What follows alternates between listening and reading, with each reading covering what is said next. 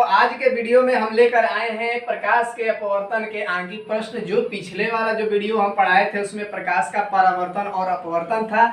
जो ये वीडियो हम पढ़ाएंगे इसमें मिलेगा आप लोगों को प्रकाश के अपवर्तन से रिलेटेड जो भी क्वेश्चन आपके बोर्ड के पेपर में पूछे जाते हैं, तो यही क्वेश्चन आपको आएगा। तो आप बने रहिए वीडियो के साथ और देखिए कितना आसानी से वीडियो हम बनाए हैं। जो क्वेश्चन बोर्ड के परीक्षा में आता है आप बहुत सिंपली तरीका से इसको लगा सकते हैं। तो देखिए, ये तो बहुत छोटा है, थोड़ा सा आएगा बड़ा बड़ा और भी। यदि वायु से कांच में जाते समय प्रकाश का अपवर्तनांक, यानी वायु से जब कांच में गया, वायु से यानी एयर एन यानी कांच में गया, ठीक है ना। यानी ए का मतलब एयर, जी का मतलब ग्लास। और ए एन जी का मान कितना दिया है 1.5। अब कह रहा है कि अगर प्रकाश उलट के जा रहा है यानी कांच से हवा में जा रहे हैं तब अपवर्तनांक कितना होगा। यानी इसी बात मैंने जी एन ए का मान पूछ रहा है। तो जी एन ए बराबर होता है क्या 1/a/n(g)। बिल्कुल पिछले वाला वीडियो में ये हम समझाए हैं।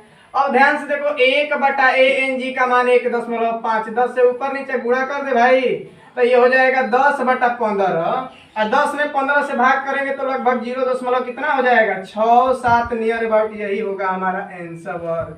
तो ये तो क्वेश्चन आप चुटकियों में उड़ा देंगे। अब चलते हैं नेक्स्ट क्वेश्चन पे, ठीक है ना। तो नेक्स्ट क्वेश्चन वाला पर हम चलेंगे, उसको देख। तो इसके पिछले वाला जो हम क्वेश्चन देखे तो वो तो क्वेश्चन बड़ा आसान था, लेकिन ये क्वेश्चन तो बोर्ड के पेपर में पूछेगा भी भाई, ये तो क्लियर है कि पूछता है ऐसा क्वेश्चन। तो इस क्वेश्चन को ध्यान से देखना, इसमें क्रम याद करना पड़ता है। क्या कि हवा से कांच में गई, इसके बाद जल में गई, या हवा के बाद जल में गई कि कांच में गई। ये अगर क्रम नहीं याद रहेगा क्वेश्चन नहीं बनेगा, गलत हो जाएगा बार बार। इसीलिए ध्यान से देखना इस क्वेश्चन को। अच्छा, कह रहे हैं कि वायु के सापेक्ष जल और कांच का अपवर्तनांक, जिसके सापेक्ष ओ पहले, क्या बोले हम, जिसके सापेक्ष ओ पहले वायु के सापेक्ष जल और कांच का, यानी ए देखो ANG वायु के सापेक्ष जल। अच्छा, पहले जल बोला है ना, तो पहले जी लिख देंगे तो गलत हो जाएगा। ANW, क्योंकि W का मतलब होता है वाटर। ANW का मान दिया है 4/3। अब वायु के सापेक्ष कांच का भी बोल दिया है, यानी एक बार जल का बोला है एक बार कांच का बोला है। हाँ, लेकिन वायु के सापेक्ष यानी वायु ही पहले रहेगी। AN और ये कांच का मतलब G इक्वल टू कितना दिया है 5/3। इतना तो बात क्लियर हो गया ना।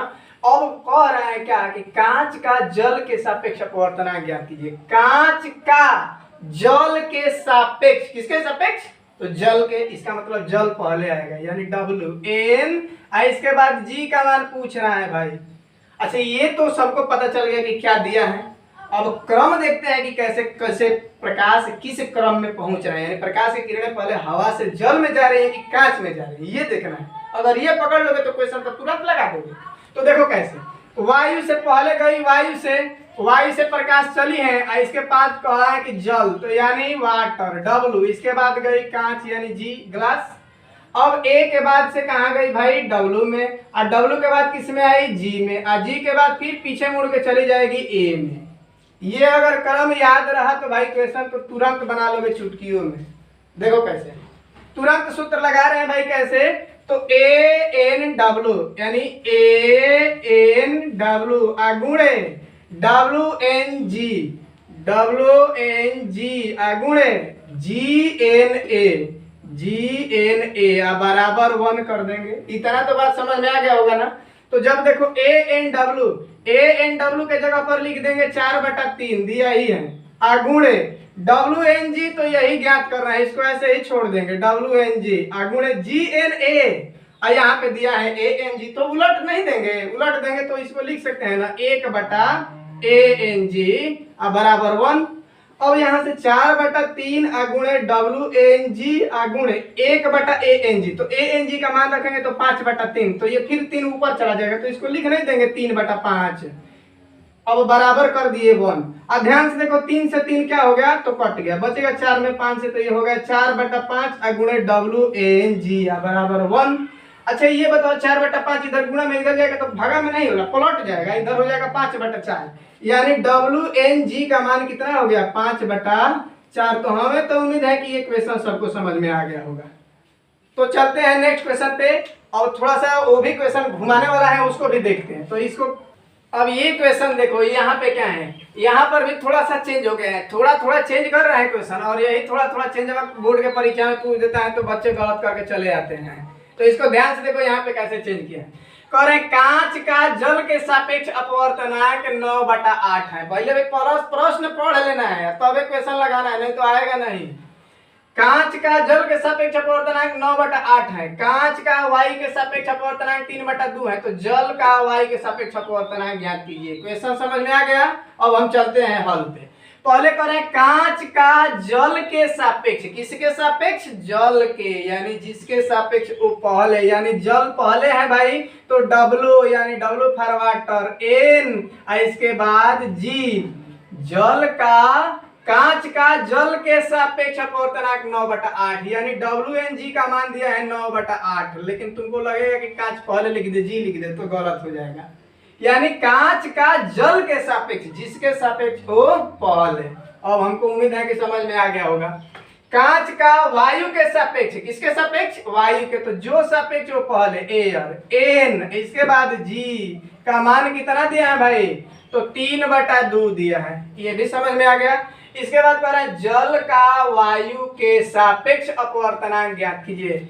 जल का वायु के सापेक्ष, तो वायु के सापेक्ष यानी An, जल का मतलब W का मान पूछ रहा है। इतना बात अगर समझ में आ गया है तो पहले देखो प्रकाश कहाँ से चला है भाई, पहले तो हवा से ही चलेगा।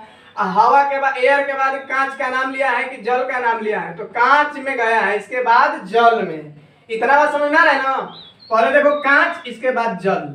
और है कि पहले हवा में प्रकाश जाएंगे, यानी एयर में गया, एयर में जाने के बाद, एयर में जाने के बाद किसमें गया है, एयर में जाने के बाद किसमें गया है, तो बोल दे, एयर में गया है। एयर के बाद किसमें आया है, तो कांच में। तो कांच का यहाँ पे लिख देंगे क्या, G, या कांच के बाद किसमें चला गया है, जल में, यानी लिख देंगे W।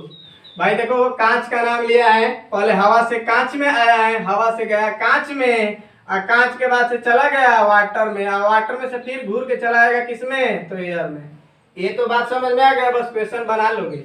अब यहाँ से क्रम से चलो, तो ANG गुणे GNW, GNW गुणे WNA, यानी WNA बराबर 1।